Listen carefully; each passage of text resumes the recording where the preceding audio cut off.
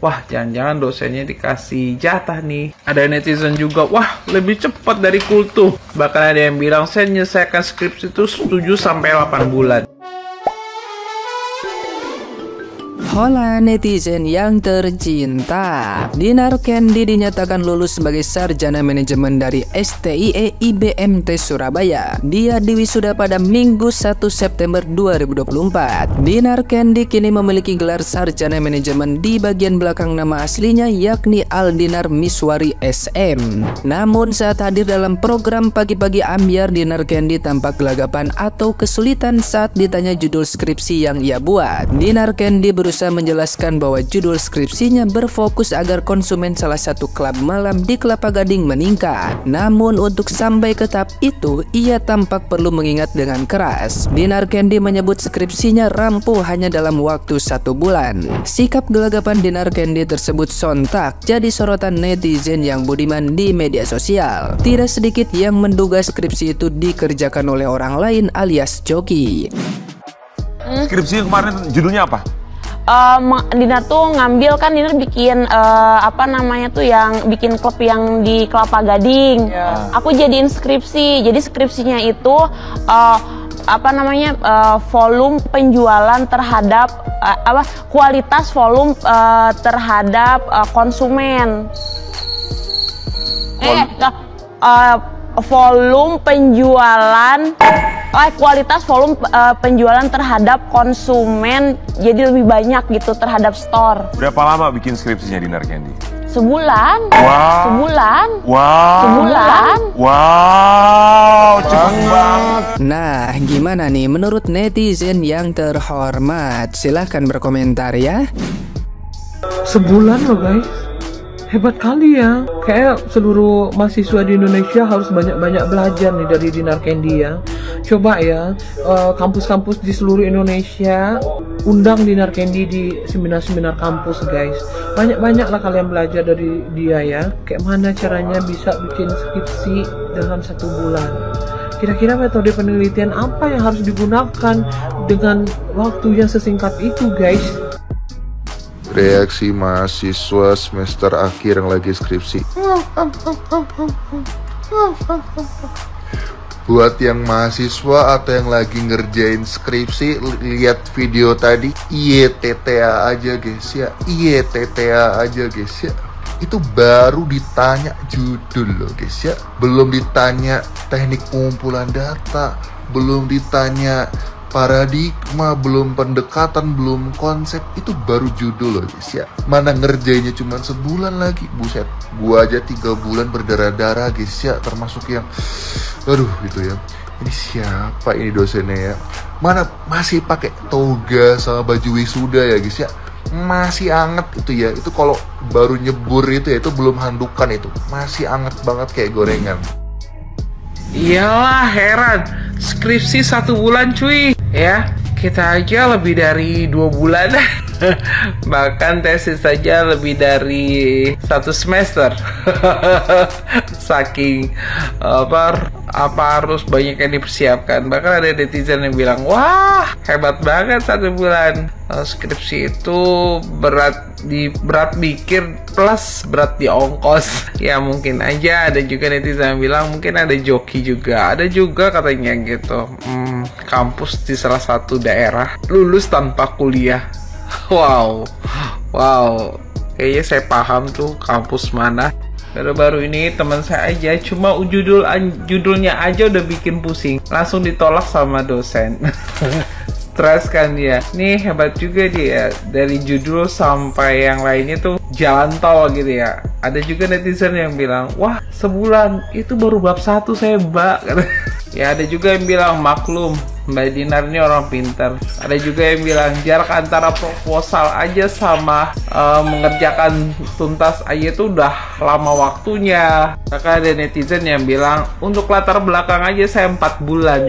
Tapi ada juga yang bilang, wah saya nulis skripsi itu 2 minggu karena mungkin berkaitan sekali dengan dunia kerja saya. Bahkan ada juga yang bilang, wah jangan-jangan dosennya dikasih jatah nih. Ada netizen juga, wah lebih cepat dari kultuh. Bahkan ada yang bilang saya menyelesaikan skripsi itu 7-8 bulan. Ya intinya guys ya, mungkin dari banyaknya komentar netizen ya, mungkin saja Dinar Candy ini cerdas, IQ-nya 200, karena kalau nyusun skripsi itu bolak-balik ke dosen ya, terus bolak-balik juga penelitian dan memperbaikinya ya. Mungkin dia jenis orang yang jenius ya, dan mungkin juga dia pakai joki, dia juga mungkin ngasih sesuatu sama dosen, tapi entahlah. Tapi kita harus mengucapkan selamat buat Dinar Candy, semoga kedepannya menjadi lebih sukses dari yang semula. Salam. Saya ucapkan selamat kepada Dinar Candy yang udah resmi menyandang gelar SM atau Sarjana Manajemen pada bulan Agustus lalu. Katanya dia hanya butuh waktu 1 bulan untuk mengerjakan skripsi. Ketika ditanya oleh host pagi-pagi ambiar, dia agak gelagapan. Ditanya mengenai judul skripsinya apa. Kok bisa ya? Ini sampai jadi judul berita loh di mana-mana. Baru lulus Dinar Candy gelagapan ditanya judul skripsi. Tapi kalian jangan suudzon ya, jangan negatif thinking dulu dengan Dinar Candy. Jadi Dinar Candy ini sebelumnya udah pernah kuliah di Universitas Pasundan, kemudian dia melanjutkan kuliahnya di Sekolah Tinggi Ilmu Ekonomi IBMT. Dan ini bener, real dia masuk di PD Dikti. Ini Dinar Candy atau nama aslinya Aldinar Miswari. Ini jelas dari perguruan tinggi Sekolah Tinggi Ilmu Ekonomi IBMT. Jadi dia masuk ke manajemen dengan status awal mahasiswa RPL perolehan SKS dari Universitas Pasundan. Jadi dia melanjutkan ya. Kemudian lulus di angkatan 2023-2024. Jadi jelas ya, Dinar Candy ini memang kuliah resmi di satu kampus yang resmi juga. Tapi kenapa ketika ditanya mengenai skripsinya kok dia gelagapan gitu. Jadi ada beberapa kemungkinan, dan ini menurut saya ya, dugaan saya. Mari kita ulik, karena ini bukan hanya terjadi di Dinar Candy aja. Banyak sekali mahasiswa-mahasiswi kita yang mungkin mengalami hal yang sama ya ketika masa perkuliahannya. Saya membaca artikel ini dan ini kebetulan sekali. Saya tidak tahu apakah ini relate atau enggak, dan kita nggak perlu berprasangka negatif. Mari kita ulas aja mengenai dampak sistem kelulusan berbasis nilai dan tugas akhir. Jadi pemerhati pendidikan dari Universitas Multimedia Nusantara, Doni Kusuma, mengungkapkan praktik joki memang sudah lama terjadi di Indonesia. Jadi bahkan ada satu lembaga gitu untuk joki skripsi, tesis, dan disertasi, dan resmi berbadan hukum. Berita ini diunggah bulan Juli lalu 2024. Jadi awalnya joki ini hanya tugasnya ngetik aja, bantuin mahasiswa ngetik, tetapi kok lama-lama disuruh ngerjain juga. Jadi menurut Mas Doni ini, pendidikan di Indonesia saat ini akan semakin sulit untuk menilai kualitas lulusan perguruan tinggi jika sistem kelulusan hanya berbasis nilai dan tugas akhir sebagai syarat kelulusan. Doni menganggap praktik joki akan terus ada.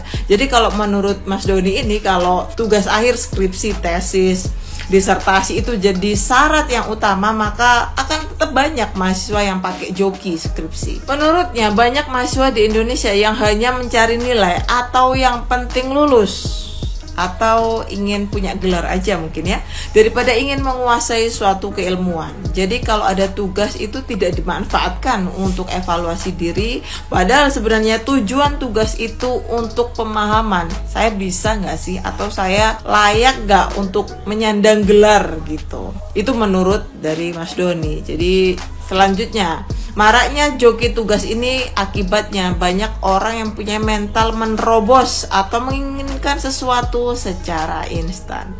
Tidak hanya dengan menggunakan joki, bentuk dari mental seperti ini juga dapat dilihat dalam bentuk lain seperti menyogok atau korupsi. Wah, lebih parah lagi. Sebab pendidikan yang selama ini diterapkan di Indonesia adalah content based yang hanya mencari nilai kuantitas dari suatu tugas. Mirisnya, joki dan plagiarisme di dunia pendidikan tidak hanya dilakukan oleh siswa dan mahasiswa, tetapi juga dosen dan pengajarnya untuk mendapatkan jabatan.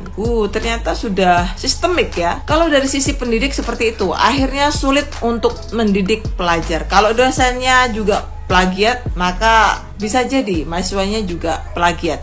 Karena bukan masalah teori ya, tapi pelajar sendiri melihat contoh-contoh dari gurunya atau dari atasannya. Lalu apakah ada sanksi dan hukuman mahasiswa yang terlibat joki skripsi? Jelas ada ya, seperti pembatalan gelar atau mungkin pembatalan pengangkatan jabatan. Jadi berdasarkan pasal 9 Permendikbudristek tahun 2021, pelanggaran integritas akademik dalam pembuatan karya ilmiah meliputi fabrikasi, falsifikasi, plagiat, kepengarangan yang tidak sah, konflik kepentingan, dan pengajuan ganda. Jadi kasus seperti ini tuh banyak sekali, dan bahkan di tahun 2015 itu ada kejadian luar biasa, ada kuliah abal-abal 1.300 mahasiswa hadiri acara kelulusan ilegal, dan ini nama yayasannya. Kalian kalau cari-cari di internet gitu pasti menemukan ada satu wawancara mahasiswa dengan wartawan yang ketika ditanya dia selama perkuliahan mempelajari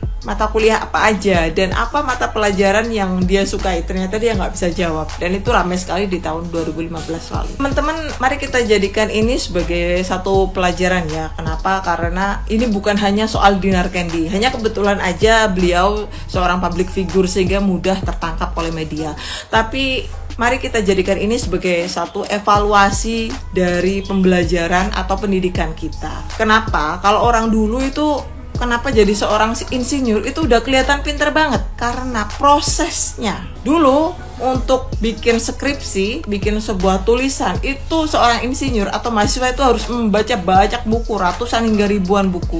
Kalau sekarang Anda dimudahkan dengan internet atau AI dan lain sebagainya, sehingga untuk jadi skripsi itu bisa hitungan hari, bahkan hitungan bulan. Kalau saya dulu ya, saya juga pernah bikin skripsi dan tesis. Pengalaman saya ketika di semester 7 itu kita sudah bahas yang namanya proposal kemudian diseminarkan, baru kemudian di semester 8 itu kita melanjutkan proposal yang sudah kita buat kemarin. Begitu juga dengan tesis ya. Jadi 2 semester, artinya 1 tahun saya bikin skripsi dan tesis itu. Meskipun ya bisa jadi gonta-ganti judul, gonta-ganti permasalahan atau topiknya, tapi nggak akan jauh dari apa yang kita seminarkan tersebut. Dan proses itu saya lewati. Kenapa? Ini penting. Sekali lagi, pembelajaran itu sebuah proses. Jadi bukan hanya saya mendapatkan gelar ABC, tetapi bagaimana saya bisa mempertanggungjawabkan gelar saya itu sehingga kompeten, saya layak gitu. Makanya saya juga pernah bilang di VT-VT saya sebelumnya bahwa seorang lulusan perguruan tinggi itu bisa dikatakan seorang profesional karena dia sudah melalui proses tahapan pembelajaran di satu bidang ilmu pengetahuan. Saya harap teman-teman yang sekarang sedang memasuki tahapan buat skripsi atau tesis ya bisa lah untuk berproses mulai dari sekarang. Kalau punya pikiran pengen pakai joki atau apa, urungkan niat, karena nantinya proses itu yang kalian akan kenang dan kalian akan nikmati dan suatu saat akan dipertanggungjawabkan, entah itu di akhirat atau mungkin di kalangan teman-teman kalian sendiri. Ditanya apa sih skripsi kamu, bisa jawab nantinya kalau kita ngerjain sendiri. Dan proses membaca buku puluhan atau ratusan itu nantinya juga akan kembali kepada otak kita, karena lagi-lagi otak itu juga perlu tahapan, perlu belajar ya, seperti kita belajar untuk melangkah, untuk berjalan. Kita mulai dari merangkak dulu, membaca buku banyak dulu, baru kemudian kita bisa dikatakan seorang profesional atau seorang ahli di bidangnya. Gimana teman-teman, kalian pernah nggak mendapati teman kalian atau adik-adik tingkat kalian yang pakai jasa joki skripsi gitu? Kira-kira solusinya apa biar kita nggak pakai jasa-jasa gituan lagi? Apakah itu cukup membantu atau memang ada aturan yang harus diubah nih? Nggak perlu lagi bikin skripsi dan tesis gitu untuk syarat kelulusan? Coba tulis di kolom komentar di bawah ya.